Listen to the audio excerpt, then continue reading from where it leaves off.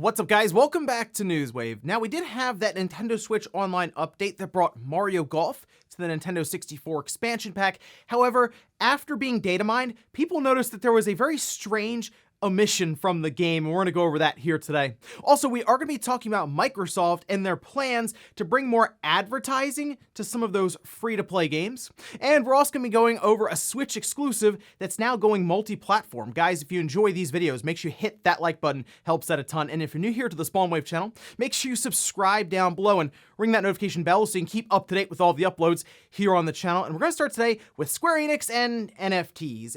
It's something that Square has gone over in the past. If you remember, their president put out an entire letter going over the future of gaming that seems, in their mind, is intertwined with blockchain technology. Well, we can see this posted up over on VGC saying Square Enix president Yosuke Matsuda has reiterated his desire for the Final Fantasy publisher to create play-to-earn blockchain games. This is in an interview with Yahoo Japan, where he goes on to say, until now in most games, we provided the content as a finished product and the players played that content. However, there are a certain number of players in the world who want to contribute to making games more interesting by creating new settings and ways of playing. Goes on to say, if instead of relying on goodwill, we can also provide incentives to those who contribute to development by utilizing technologies such as blockchain, there is a possibility that innovative and interesting content can be created from the ideas of users. And I mean, at this point, it's hard to say what Square is going to do with blockchain technology, but it sounds like they're doing something with it.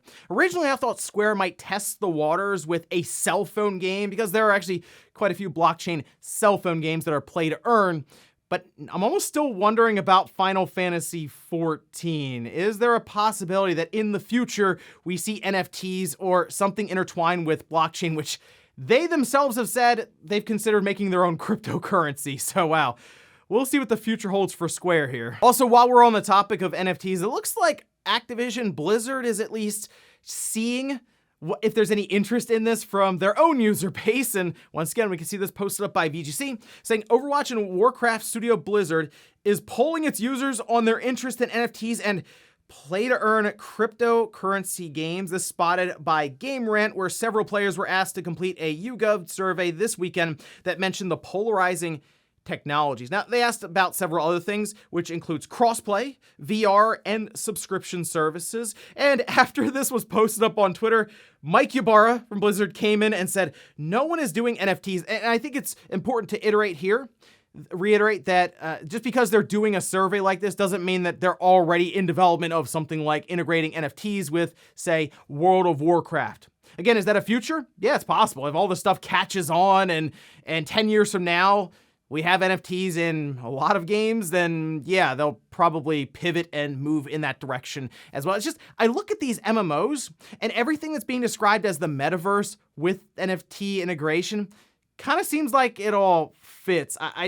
They're trying to navigate this and figure out how many people are really interested. Like if this survey goes out and it comes back like 80-20, no, we don't want it.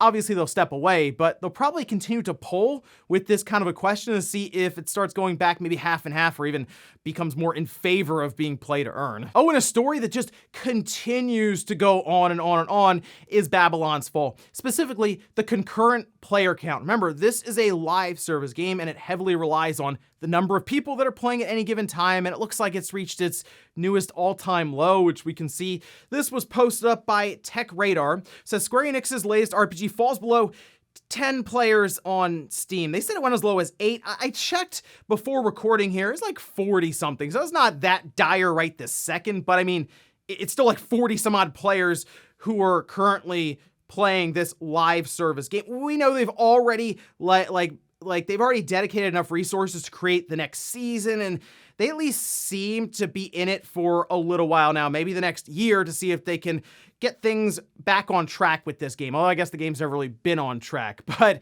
at this point, it's tough because you need players to play, and if there's no one there who really even cares about Season 2, even though they're talking about Season 3, I don't know if they'll actually go through with it. And guys, with some of the quick news out of the way, let's get into the bigger stuff. Let's start right away with that Nintendo 64 expansion pack and the latest update and the latest addition for the service, that being Mario Golf, which is a timeless classic. Fired up, check it out, because even some of the comparisons that are shown it looks visually better than like even the Wii U Virtual Console, which there's been a lot of debate around how good that actually was. The selection, much better than what we have right now, obviously, with Nintendo Switch Online, and you could buy the game. So there's pluses there, but when it comes to performance and visuals, it seems like the Switch is just better right now. Well, there was one thing that was omitted from this version of Mario Golf, which everyone's kind of scratching their head at. Take a look at this. This was posted up by Oatmeal Dome after people had a chance to data mine and look through some of the coding. They found that something was disabled, saying here's something kind of interesting. In the original Mario Golf, you can enter a code entry screen, which lets you type in codes to play special tournaments. This has been disabled in Nintendo Switch Online version through an emulator patch. Apparently, there were other things they were trying out in the game when it came to net play, and they had several patches, and the only one they really ended up using was this to disable that code entry screen, which is weird because, from what I remember, you would go in there, you put in different codes that you would just look up online anyway, or someone on the school bus or at school or would tell you about it and say, hey, punch this in, you'd write it down, you take it home, and there's a special tournament that you would be able to join. But it's disabled here, and I'm trying to figure out reasons as to why. The first thing I came up with was they found that for some reason the emulator along with that was messing things up, or there could be some sort of exploit that they were concerned about that could be attached to it. And Nintendo's very conservative with the Switch now when it comes to it being opened up and hacked and all this, which is funny enough considering how easy it was to hack that original Switch, but now would be the time they'd be more paranoid than ever. The other thing, though, I considered is maybe a special version of this game down the road, like we've seen with Nintendo and others, where Nintendo games and others in this service, where they'll come up with a little ribbon that's like SP, and it's basically a save state in one of these games that teleports you to the end of the level with full health, and they've done a few interesting things with it. Maybe they do something like that, an SP version, where you have these different tournaments that are just unlocked, or those are the only things available. The only thing that throws me off with all of this is that Luigi Blood pointed out that they left code entry in for Mario Tennis. So your guess is as good as mine at this point, but here you go. Here's an explanation. It's Nintendo being Nintendo, I guess. Well, who knows? Maybe they update it again and they just enable it after they've had a chance to test it a bit further, because one thing's for sure, Nintendo has actually been pretty good about updating and improving on these games as they go along here with this subscription service. So I guess we'll see. But otherwise, though, Mario Golf, awesome game. Make sure you check it out. Next up, let's talk about Microsoft and this new program that they appear to be developing right now when it comes to putting ads into free-to-play Xbox games. Now, it is mentioned in the report that it is specifically Xbox free-to-play games, but we'll come back to that because I think Microsoft has bigger plans overall for this program that they're creating right now. But we can see this posted up by Kotaku. The original source is Business Insider. They have like a paywall for it, but I'll link down below here and then also to the Business Insider site so you can check that out. But it says, Microsoft wants to work with ad tech companies to create a system that will allow brands and advertisers to buy and place ads in free-to-play Xbox games, according to two people who spoke to Insider and who are reportedly involved with the program's ongoing planning and negotiations. They do mention that they're trying to be careful not to irritate players or disrupt games. So this wouldn't be a situation where you go into a game and it stops you for like 15 seconds and it's like, take a look at this this body spray, or take a look at this food service, or something like that, right? Just a basic ad that you would see on TV, but injected into your game. It would more likely be, as mentioned, billboards in an open world game, which is not new. And that's the funniest part. Some of the ads we've had before in games, people don't necessarily remember that they were there, which is probably the best advertising. It's like subconscious. Like there were Axe body spray ads, from what I remember, in Splinter Cell Chaos Theory, that you'd be kind of moving around in like the levels and it was a billboard. I mean, that's basically what's being described here. However, I think Microsoft is going to work to pair this with their cloud infrastructure with Azure so that it is something that can be updated in real time. Maybe an advertiser wants to be in an open world, we'll just say Crackdown 3 as an example, right? That might actually be discounted because not a lot of people are playing that, but let's say they want to rent out a billboard, a part of the world, maybe even half of it, for a month.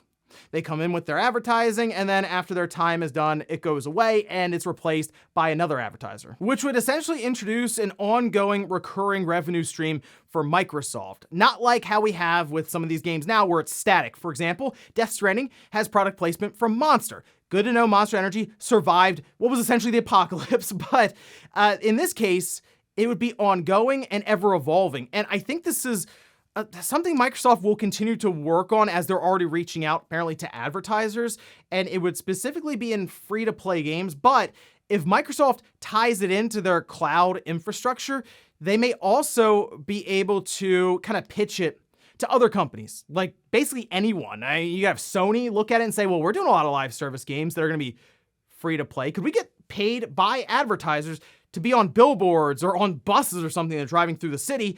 Microsoft gets a cut, and then we also get revenue for a game that we're going to try to continue holding up. And that's just where we are now in gaming. Started with the horse armor, and now we're getting to a point where we could have live updating billboards with Raid Shadow Legends in our open world RPG. But we'll see how this evolves with Microsoft. I am curious though, if you could have the choice in a free-to-play game, as they're targeting here, which obviously there's no entry fee into that, would you prefer to have a game built around microtransactions that could alter the gameplay and the progression, or would you prefer them to be able to make the money up, say, through advertising that's not something that would impede your progress, like literally a 30-second commercial or something, but just, hey, that sign is for Axe body spray or McDonald's or something like that. It is something to consider there if it actually makes some of this advertising and revenue generation less intrusive. Something tells me, though, they'll just have both. Next up, we'll circle back around to those Kojima Productions rumors that Sony was going to be buying Kojima's independent studio after that banner was updated on the website to include Sam Bridges all the way on the left from Death Stranding. Since then, Kojima had come out and said, oh, it was a big misunderstanding. I guess he was just happy to see his the game that he created represented on Sony's PlayStation Studios website. Did a video on the second channel, just try to update that kind of quickly on Friday. But it sounds like, again, the rumor mill continues to spin for Sony acquisitions, that the acquisition that's basically being thrown around there, no-name acquisition, because we don't really know which studio that Sony will be targeting, is bigger than Kojima Productions. This, according to Jeff Grubb, which we can see the quotation here, taken by PlayStation Lifestyle, saying, if you've heard about the rumors about the big acquisition from Sony, it was never Kojima Productions, at least not as far as I'm aware. Like the people that were hearing this stuff, including me, that was not a name that was thrown around. It is bigger than Kojima Productions. And you know what? I kind of miss the days when we were trying to figure out what the PlayStation 5 looked like. Those were the good days of the rumors around Sony. Now it is just about acquisitions. And when those announcements hit, like, oh, Sony's bought Bungie, it took over the internet. That was a pretty big deal there, where obviously Microsoft buying Activision Blizzard. I'm trying to think of what would be considered bigger than Kojima Productions without going all the way up to a Square Enix or a Capcom, because there was a point in time where Capcom was a lot cheaper. Now they're significantly more valuable, with a lot of having to do with Monster Hunter World exploding in popularity, and then finding their footing again with Resident Evil, specifically with the remakes, now with RE4 coming up here. So Capcom, much better off now, much more valuable. So I thought about it, I said, well, would Techland be considered bigger than Kojima Productions? I mean, maybe. Kojima doesn't really have a lot when it comes to like his own intellectual properties. So that would be the biggest thing there. I guess you could also look towards CD Projekt.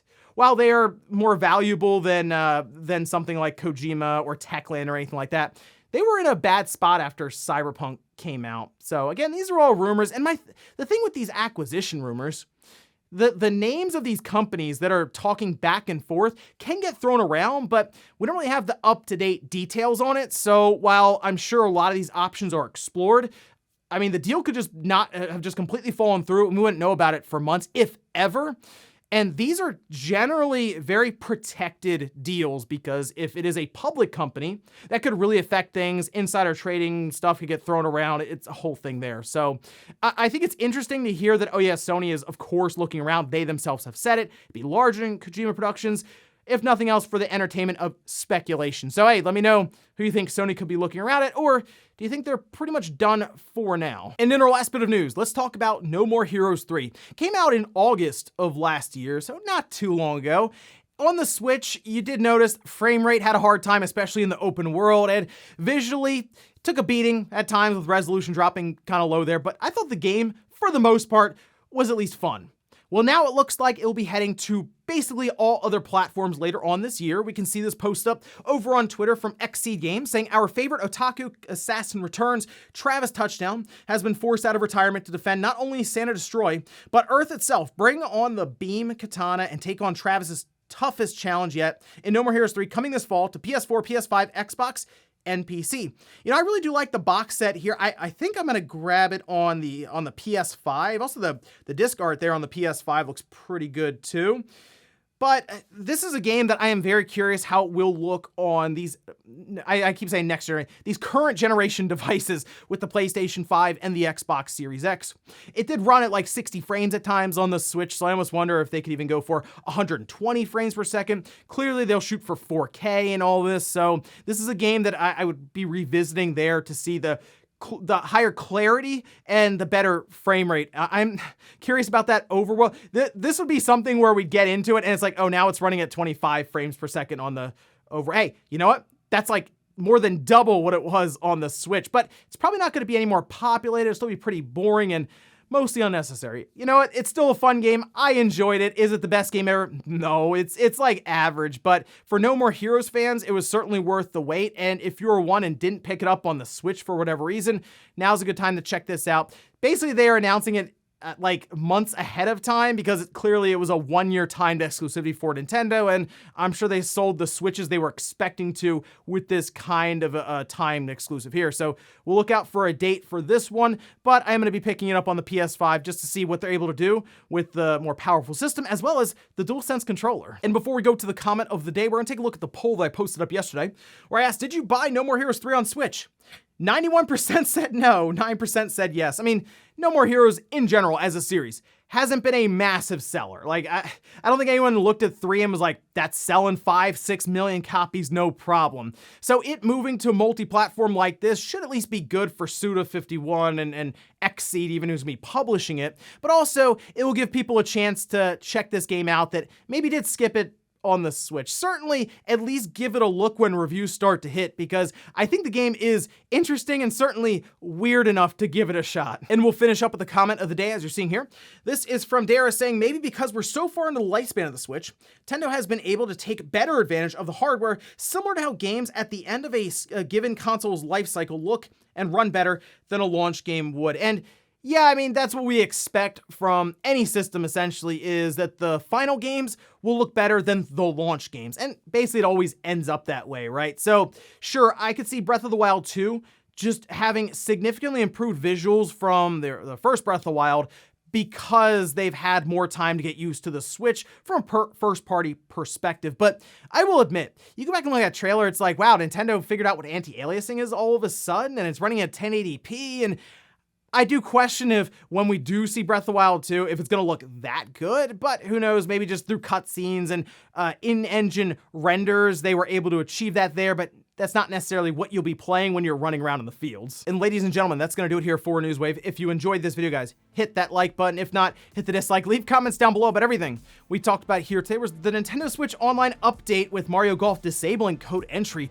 Why do you think Nintendo would do that? Let me know your best guess down below, or even Sony's next acquisition that's being rumored. Who do you think they're going to buy? And then Microsoft working out this ad program for these free-to-play titles, maybe billboards just updating in real time. How do you feel about that? Thanks, guys, for watching, and I'll see you next time.